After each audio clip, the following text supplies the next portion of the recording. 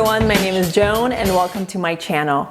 Now there are a lot of videos out there of minimalists talking about things that they don't buy at all or anymore, and I know because I've made videos like that as well.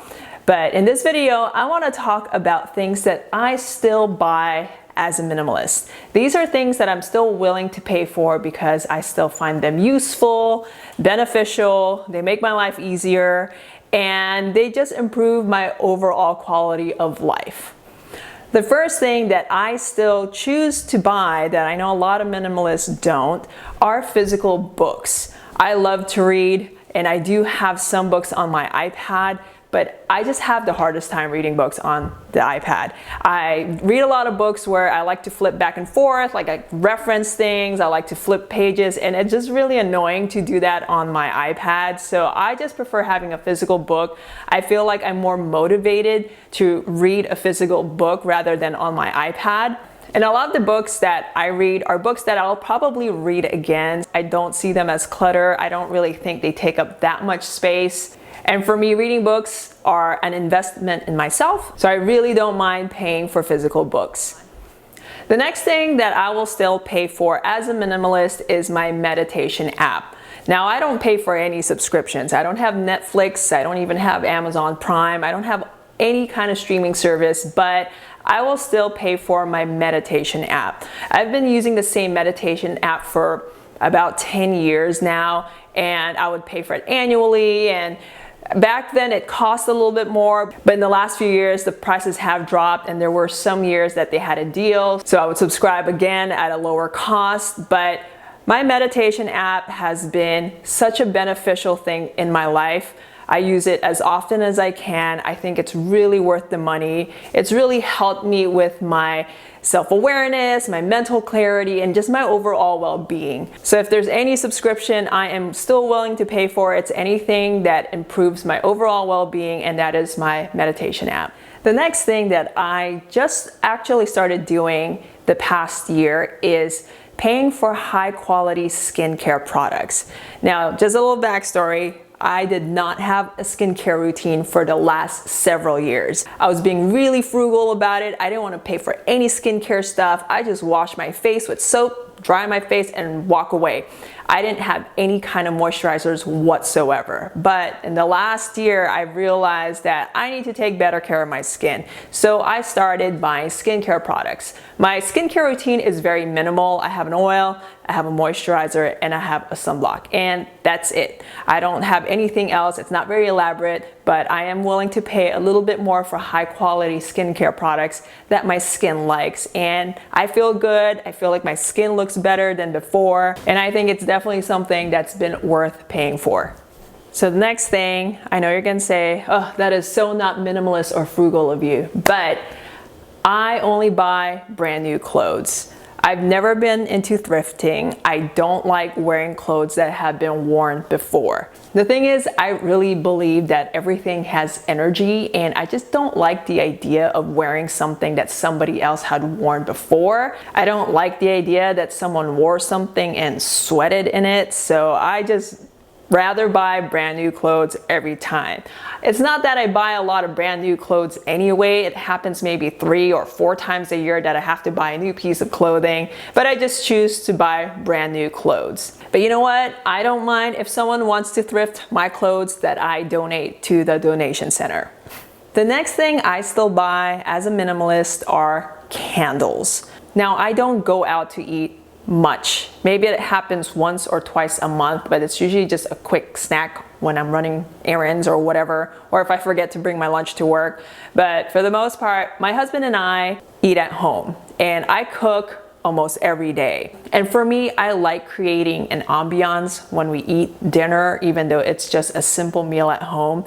And I like to light a candle. And I really feel that just a simple lighting of a candle at your dinner table takes your at-home dining experience to another level. It creates this intimacy, and I'm just a sucker for warm lighting. So candles are still something I'm willing to pay for. I think it really elevates an experience even when you're just at home.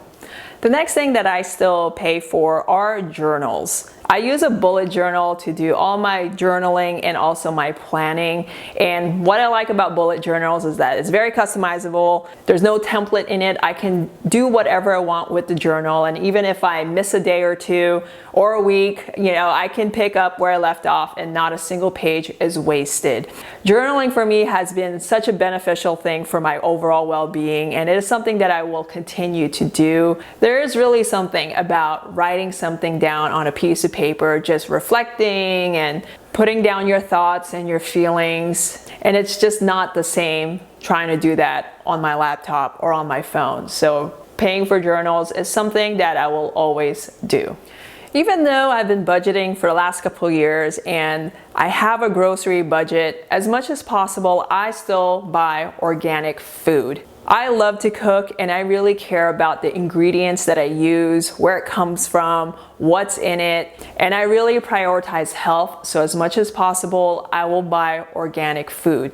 Sometimes it's a little tough depending on where I am with my budget for that month. I know food is really expensive right now, so then I just have to change the kinds of recipes that I do for the next couple of weeks. But if I can buy as much of those ingredients organic, I will choose to do that. The next thing that I'm still willing to buy are supplements. Now I know a lot of minimalists talk about not buying supplements, but I'm anemic and I do a blood test twice a year, and my doctor always tells me that I need to up my iron. For some reason, my body's not absorbing iron in food as much, so I do have to take iron supplements. When I don't take iron, I feel super tired even though I've had enough sleep, or if I've had my coffee, I still have days where I feel really tired. And so when I take iron, it actually helps with my energy levels. I also use other supplements depending on the time of year. There are certain supplements I use during the winter time when everyone's getting a cold or a flu. I take zinc and quercetin, and I feel like anytime I take those, everyone around me is getting sick, but I'm not. So it works for me. I think certain supplements are definitely beneficial and worth using. Just make sure it's something that you know your body needs. Now, even though I have enough storage containers in my kitchen, the one thing that I still buy as a minimalist are Ziplocs. I bake bread every week and I just find that Ziplocs are just the best way to store the bread.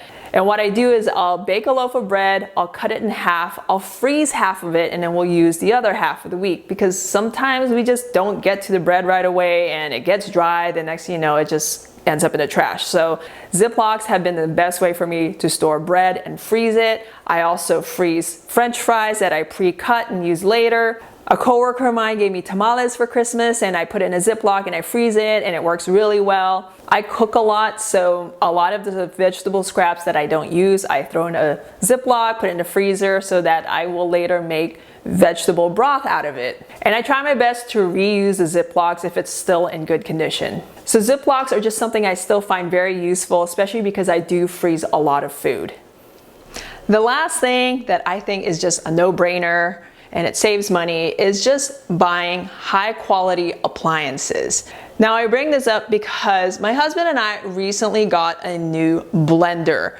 Just a backstory, my husband and I had the same blender for like 7 years and we used the heck out of it. We used it almost every day, sometimes twice a day. And after 7 years, it finally broke down. I think it overheated or something and we just didn't have warranty for it anymore. And we didn't have a blender for about a year, but the last couple months we decided, hey, I think it's time for us to get another blender. So let's save up for it, let's budget for it. And we spent good money on a new blender. And I know this blender we will have for another 7 years or maybe even longer, kind of just depends. But I really think it's worth spending more money on high quality appliances and knowing that it's just gonna last you for years to come and you're not buying it over and over every year.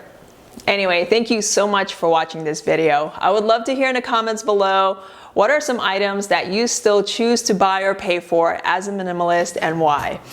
I hope you're all having a great day and I will see you all in the next video. Bye-bye.